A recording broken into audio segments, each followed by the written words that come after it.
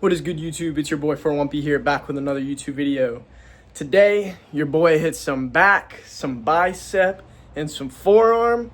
I am sorry, I have not posted in a while. I'm not gonna lie. I don't know if y'all watched my last video, but I pulled the fuck out of my back because I was rushing to get some Pokemon cards. Pulled my back. I went to Gainesville, hung out with my girlfriend, got fucked up, went to sleep. Woke up and somehow my foot was fucked. It still is. I can barely put any pressure on my heel. I don't know what that's called or how that happens, but I'm basically walking on the balls of my left foot the whole time because anytime I put any pressure on my heel, it absolutely kills me. I'm not gonna lie. Even doing cardio, I went to go do back rows today and that shit hurt.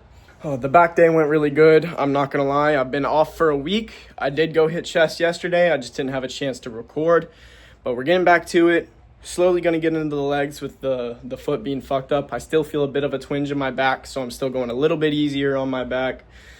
Just kind of, train, getting back into the mojo, getting back into the swing of things. You know what I mean? But it was definitely a good workout.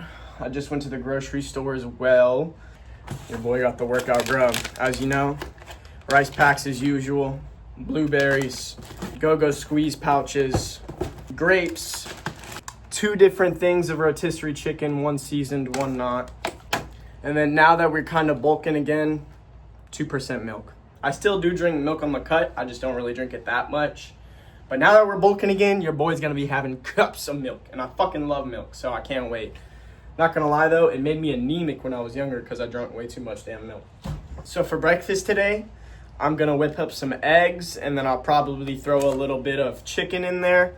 After we throw a little bit of chicken, with that, we are also going to have probably a couple go-go squeeze pouches, some grapes, and some blueberries. Have a banana and orange in the fridge as well. Just get some fruits in there to at least start carbing up again. Oh, and then we're going to have our protein shake along with that. 2 scoops of chocolate whey, scoop of collagen peptides, and then a bottle of water. That's going to be the post-workout meal. Pre-workout, I fasted this morning. I don't know why. I woke up not feeling so hungry.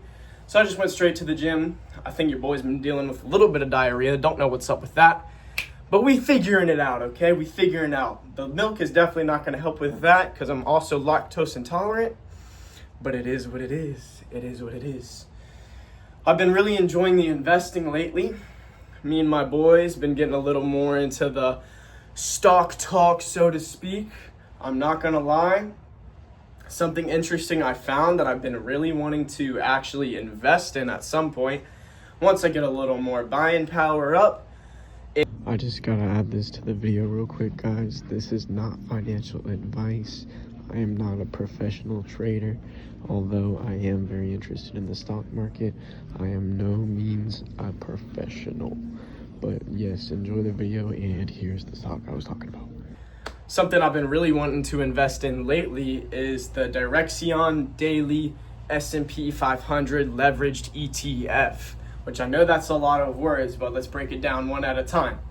Essentially, you have your S&P 500, okay, top 500 most popularly traded stocks.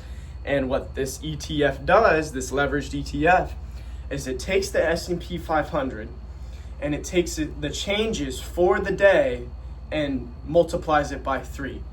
So today, let's say, I don't know what the S&P 500 is up at right now. Regardless, let's say it goes up 3%, okay?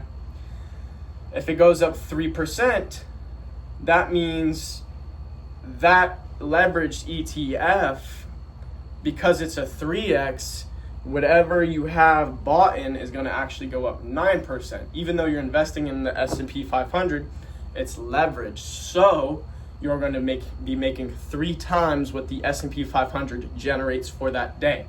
Now, on the flip side, you are going to be losing 3 times whatever the S&P 500 goes down.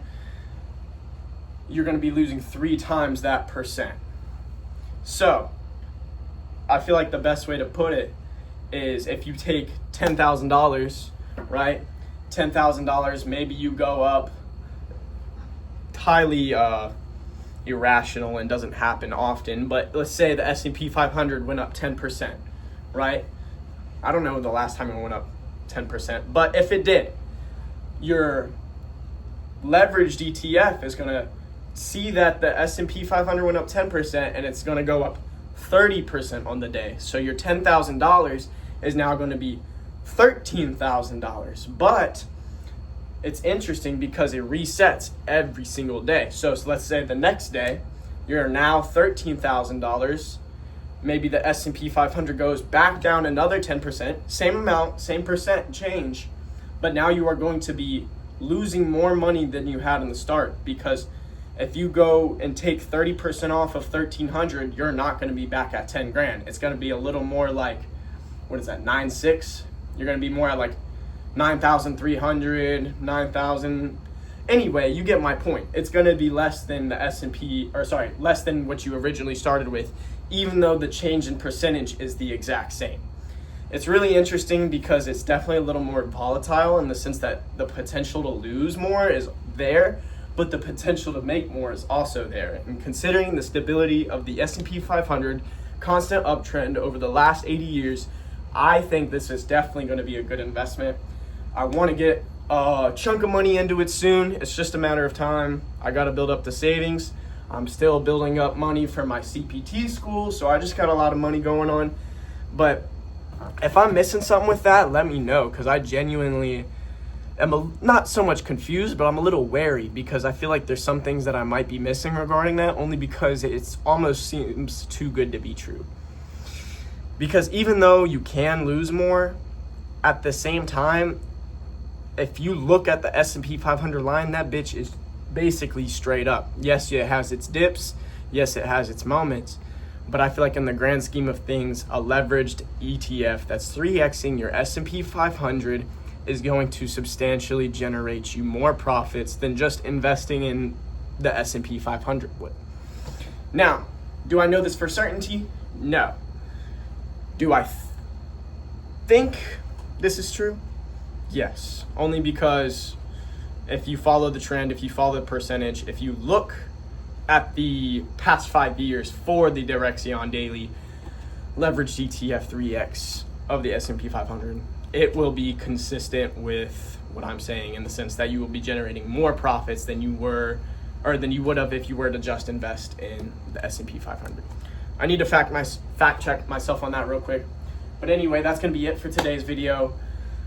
Make sure y'all have a good day. Make sure y'all start to invest. Everybody go work out. Eat your protein, eat your carbs. Everybody slay the fucking day.